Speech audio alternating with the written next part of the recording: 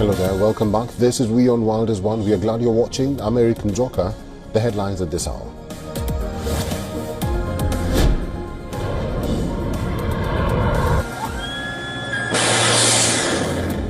In a big defense boost, the United States and Germany agreed to deliver 5 Patriot air defense systems to Ukraine. This comes as Russia escalated its long-range strike campaign on Ukraine.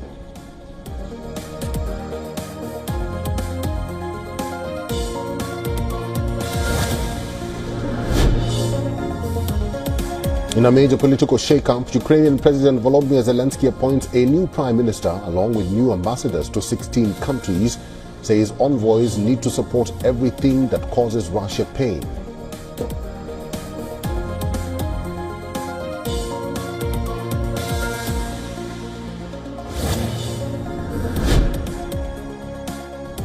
Iran will host China and Russia on Tuesday for talks on its nuclear program amid European threats to reimpose sanctions. The trilateral consultation will be held in Tehran ahead of talks on Friday.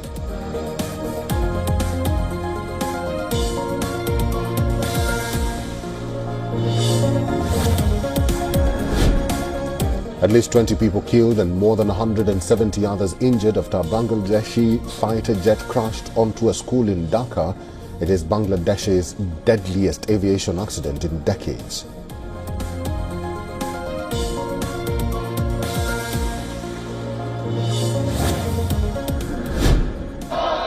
वह अपनी अपनी seat पर जाकर बैठे। सरकार हर मुद्दों पर जवाब देना चाहती है। सदन चलना चाहिए, सदन पर चर्चा होनी चाहिए, संवाद होना चाहिए। Day one of monsoon session of Indian Parliament begins with sloganeering, protests and adjournments. Opposition demands Prime Minister Modi's response on Operation Sindoor. Both upper and lower houses adjourned. आज 12 बजे तक के लिए स्थगित की जाती है।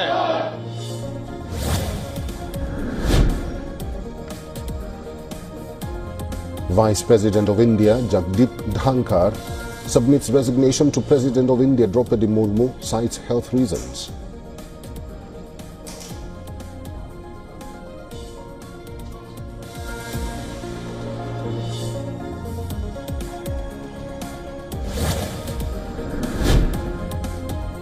Palestinian Prime Minister Mohammed Mustafa accuses Israel of using starvation as a weapon of war and urges the international community not to be complicit in its silence. This as Britain and 24 Western allies call for an end to the Gaza war.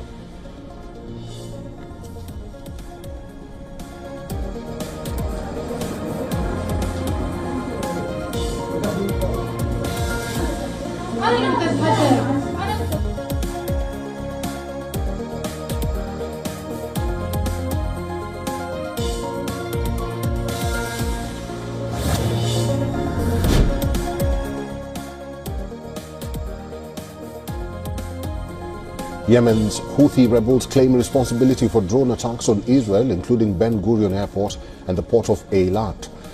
Israel strikes Hodeidah port for the second time in a month.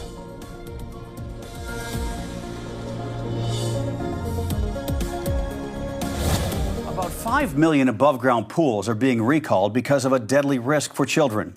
Since 2007, 9 children have drowned in incidents tracked by the Consumer Product Safety Commission. Even if ladders for entering the pools are removed, children can climb in by using the compression strap around the pools as a foothold, making it easier to get into the pool and increasing the risk of drowning. The 9 drownings since 2007 all involved children younger than 3 years old. The deaths were reported in 6 states, including California, Texas, and Florida. Manufacturers Bestway, Coleman, Intex, and Polygroup produced the recalled 48-inch pool models. Pool owners should contact the companies to receive a free repair kit. The recall number to search for on pools is 25-393. A consumer alert says that, quote, in the interim, consumers should ensure that children cannot access the pool unattended or, alternatively, drain the pool until the repair can be installed. In addition to the 5 million pools sold in the United States, about 260,000 pools that fall under the recall sold in Canada. Todd Lyons, the acting director of U.S. Immigration and Customs Enforcement, told CBS News he's personally not in favor of ICE agents wearing masks during arrest operations. However, despite his personal view, he's decided to allow the agents to keep wearing masks because of safety concerns for the officers. However, if that's a tool that the men and women of ICE to keep themselves and their families safe, then I'll allow it. Those critical of ICE agents wearing masks say they worry about imposters posing as federal agents. Lyons was asked about the possible scenario, and he responded with, "That's one of our biggest concerns. And I've said it publicly before, I'm not a proponent of the masks. I do kind of push back on the criticism that they don't identify themselves," he said. The Department of Homeland Security announced earlier this week that attacks on ICE officers have increased 830% compared to the same time last year. Lyons also confirmed that ICE intends to utilize personal data, including names, addresses, and other identifying details from government programs such as Medicaid to assist in locating individuals suspected of residing in the U.S. without legal authorization. He stated that while the administration is prioritizing apprehending individuals with criminal records, anyone found to be residing in the United States without legal status will also be taken into custody. Back now to our breaking news. A deadly crash in Jefferson County on Highway 285. 9 reporter Brianna Fernandez just learned some new information. We want to get right out to her. Brianna, what have you learned? Yeah, according to investigators, initial reports show that there was a possible wrong-way driver that hit 2 other vehicles. So a total of 3 vehicles were involved in this deadly crash along Highway 285. So I want you guys to take a look at some Sky 9 footage from earlier when this area was a nightmare. Now, for those heading out the door, Highway 285 still shut down. So let's break down what we know so far. The person behind that possible wrong-way crash is in the hospital with life-threatening injuries. The first car that was hit just had the driver with no passengers. That driver was taken to the hospital. Now that second car that was hit had a driver and a passenger, a female and a male, both taken to the hospital. That man has died. Now back out here live, I want you guys to see one of the vehicles that we can see from our side of southbound Highway 285. You can see that car is unrecognizable. Not much left to 2 of the cars that are still on scene. We haven't seen a tow truck yet, so this is going to be a lengthy investigation like we've been mentioning all morning. I have seen investigators walk up and down northbound Highway 285 just trying to piece out together exactly what happened. Now we know that this was an initial report showing that there was a possible wrong-way driver. And again, a possible wrong-way driver coming from C470 heading into northbound Highway 285. That person was driving for miles and miles and miles. So right now, northbound Highway 285 still shut down. So I want to send things over back to the studio. Oh, it really is heartbreaking. We appreciate the update, Brianna. A tragic plane crash has shaken Bangladesh. Bangladesh Air Force plane that hit a school and college campus in Dhaka has claimed the lives of 20 people and injured over 170 others. Many of the wounded are said to be in critical condition.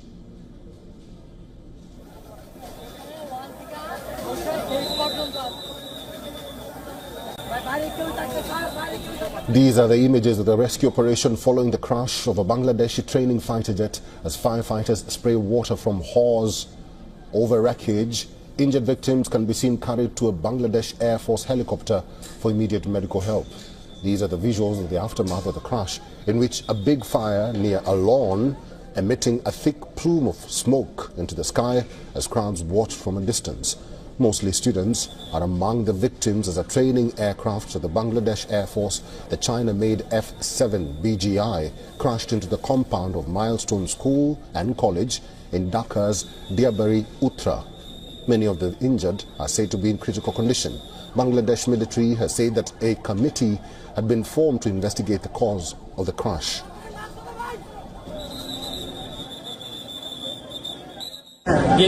When I was picking my kids and went to the gate, I realized something came from behind. Then I heard an explosion. When I looked back, I only saw fire and smoke. Then I just rushed my kids on an auto rickshaw and saw fire and smoke again. There were many guardians and kids here. The aircraft took off at 6 minutes past 1 p.m. local time this afternoon. It crashed minutes later. The school was on and classes were being held at the time. One-day state mourning has been declared in Bangladesh. Muhammad Yunus, head of Bangladesh's interim government, said in a statement necessary measures will be taken to investigate the cause of the accident and ensure all kinds of assistance. Indian Prime Minister Narendra Modi condoled the loss of lives in the plane crash. Sharing a post on X, the Prime Minister said India stands in solidarity with Bangladesh at this time and will extend all possible assistance to the neighbouring nation.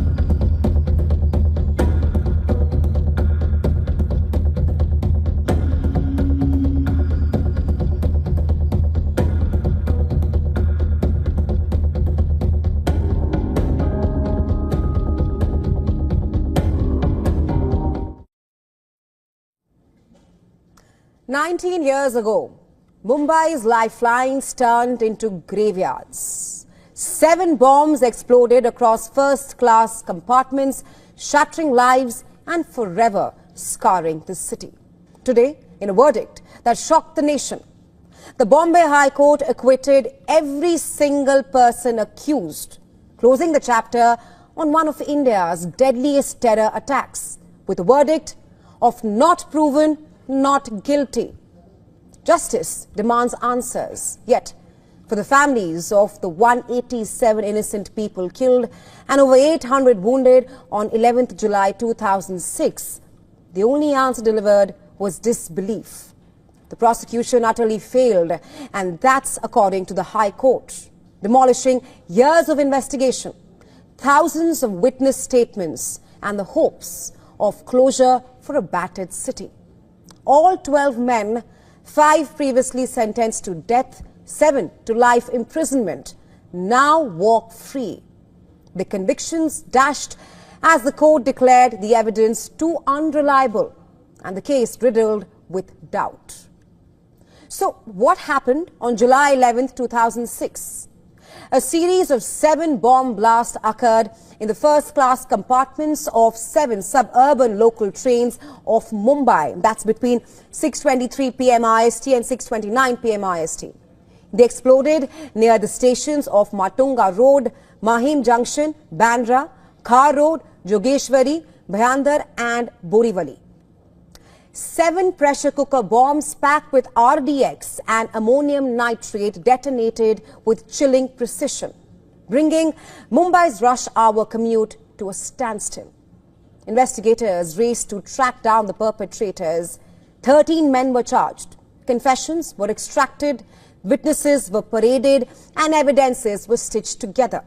But 19 years later, the court said the prosecution utterly failed to prove the case against the accused. The big question staring in the face of many, including the victim, is, if all convicted were innocent, then who stood behind the bombs? And how could justice veer so dramatically off course?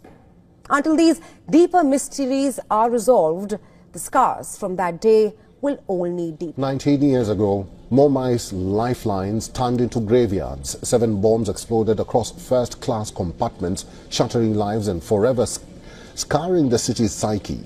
Today, in a verdict that shocked the nation, the Bombay High Court acquitted every single person accused, closing the chapter on one of India's deadliest terror attacks with a verdict of not proven, not guilty. Justice demands answers, yet for the families of the 187 innocent people killed and over 800 wounded on 11th of July 2006, the only answer delivered was disbelief. The prosecution utterly failed, and that's according to the High Court, demolishing years of investigation, thousands of witness statements, and the hopes of closure for a battered city. All 12 men, 5 previously sentenced to death, 7 to life imprisonment, now walk free. Their convictions dashed as the court declared the evidence too unreliable and the case riddled with doubt. So what exactly happened on July 11, 2006? Let me take you back. A series of 7 bomb blasts occurred in the first-class compartments of 7 suburban local trains of Mumbai between 23 minutes past 6 p.m. Indian Standard Time and 29 minutes past 6 p.m. Indian Standard Time. They exploded near the stations of Matunga, Mahim, Bandra, Khar, Jogeshwari, Bhayandar and Borivali. 7 pressure cooker bombs packed with RDX and ammonium nitrate detonated with chilling precision, bringing Mumbai's rush hour commute to a standstill. Investigators raced to track down the perpetrators. 13 men were charged, confessions were extracted, witnesses were paraded, evidences were stitched together. But 19 years later, the court said the prosecution utterly failed to prove the case against the accused. The big question staring in the faces of many, including the victims, is, if all convicted were innocent, then who stood behind the bombs, and how could justice veer so dramatically off course? Until these deeper mysteries are resolved, the scars from that day will only deepen.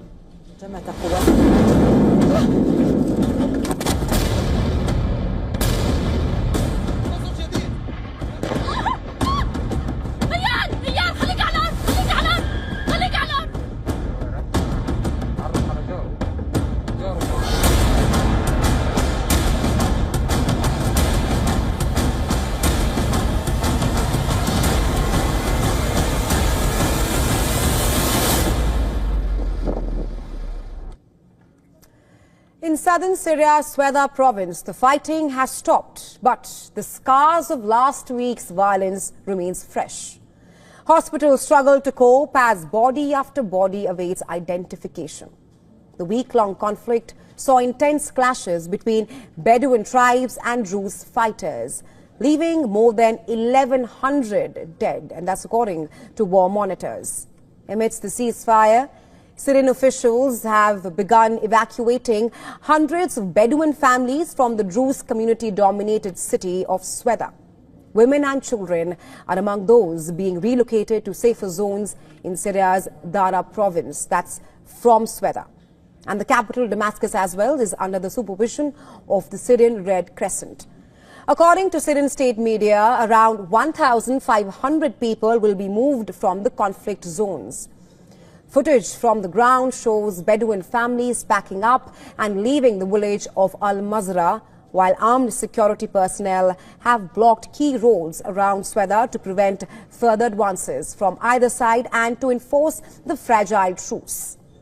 Humanitarian convoys from the Syrian Red Crescent have also started entering Sweda, supplying food and medical supplies to the affected population. On Syria's southwestern border, Israeli troops continue to monitor developments from the Golan Heights.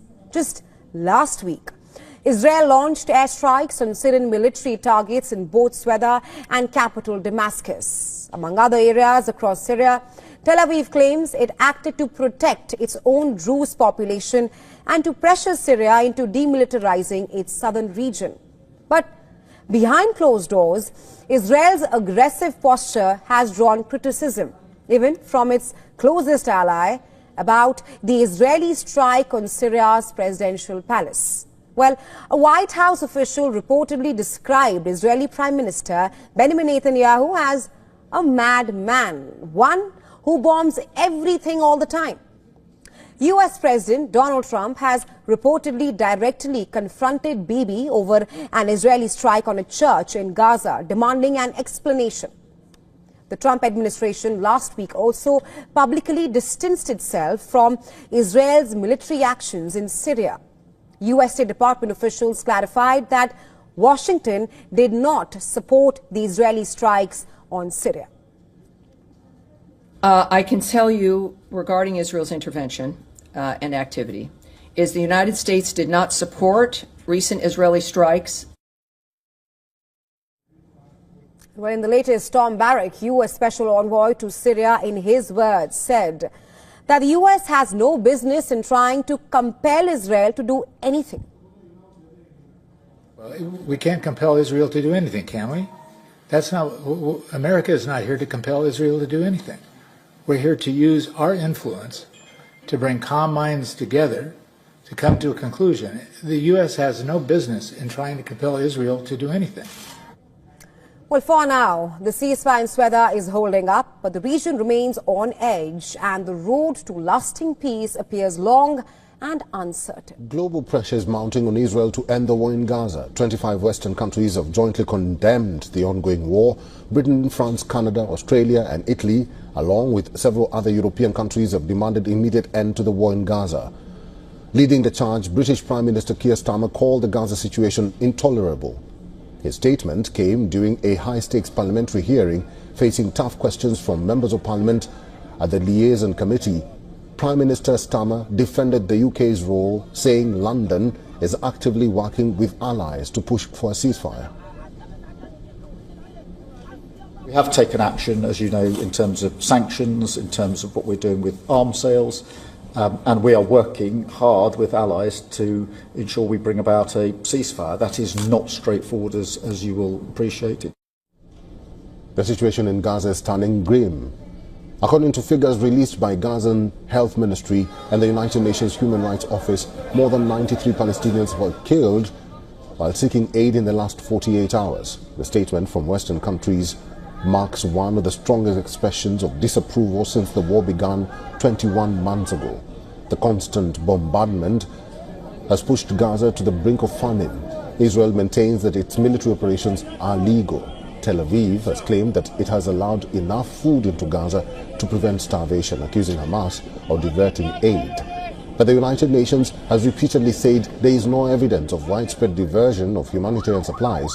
With the humanitarian crisis deepening and Israel's isolation growing, calls for a ceasefire are reaching a critical tipping point.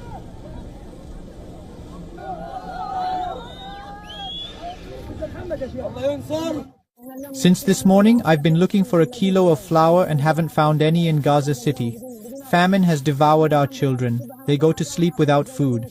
I went out this morning searching for bread, and my wife is now lying in the hospital. Palestinian Prime Minister Mohammed Mustafa has accused Israel of using starvation as a weapon of war and urged the international community not to be complicit in its silence.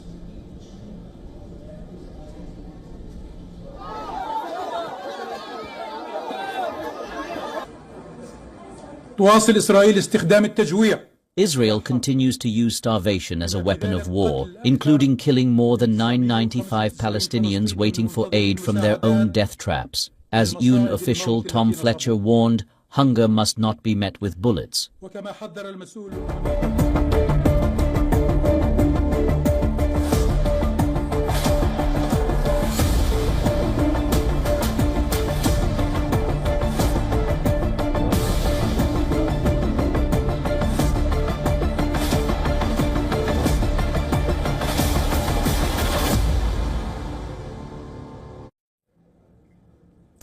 A beacon of hope pierces the darkness of cancer treatment. Revolutionary nano-vaccine technology in groundbreaking animal trials has now achieved a stunning feat, completely suppressing the aggressive recurrence and spread of cancer. While human clinical trials remain distant, the initial results ignite the promise of truly personalized, life-saving therapies.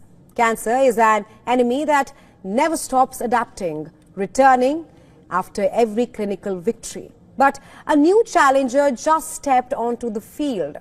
Early experiments with a state-of-the-art nano-vaccine have throttled the very machinery behind cancer's vicious return, extinguishing recurrence and stalling the spread in animal studies with a ferocity that leaves traditional therapies behind. Scientists in China and Singapore have now masterminded this bio-inspired weapon using nanoparticle technology to target not only ordinary cancer cells, but also the most cunning architects, cancer stem cells, whose dormant potential can reawaken and fan new malignancies after surgery or any kind of chemotherapy. Unlike old-school treatments that merely wound, this nano-vaccine targets root cause, delivering an immune shock wave 7 times more effective than current options and slashing the risks of both relapse and spread of the disease. Yes, human trials do remain a challenge, but the design is compelling. Modular, turnable, and target-precise drugs can be made as per individual patient. If this nano arsenal can be translated into the clinic, it could reshape cancer therapy, transforming silence into swift surveillance. The White House and U.S. President Donald Trump's thought seems to be unraveling, courtesy his obsession with AI that is increasingly blurring the lines between the real, the reality, and the imaginary. On Monday, Trump made fresh headlines for launching new attack against his predecessor, former US President Barack Obama. A video posted by Trump on Truth Social shows a deep fake image of Obama being arrested by the Federal Bureau of Investigation, or FBI, in the Oval Office. The clip, AI generated of course, starts with Obama saying, and I quote, "No one, especially the president, is above the law," unquote, followed by Democrats, including Joe Biden, also saying no one is above the law. The video further goes on to show FBI agents handcuffing Obama while being watched by Trump himself. This altered image of Obama can also be seen in prison clothes and behind bars. That's at the end of the video. And this comes on the heels of U.S. Director of National Intelligence Tulsi Gabbard publicly accusing Obama and several of his top administration officials of orchestrating what she described as a treasonous conspiracy to undermine Trump's victory in the 2016 presidential election. Democrats have criticized the report, calling it misleading and politically motivated. Now, coming back to this AI-generated clip, the video comes with no disclaimers of it being fake or fictional, and chances are many with untrained eyes for AI-generated images may even fall for the trope. Back in February, another AI-generated video by the name of Trump Gaza went viral, depicting the war-torn Gaza Strip as a paradise land called the Riviera of the Middle East, replete with resorts and skyscrapers. That was again an AI-generated video.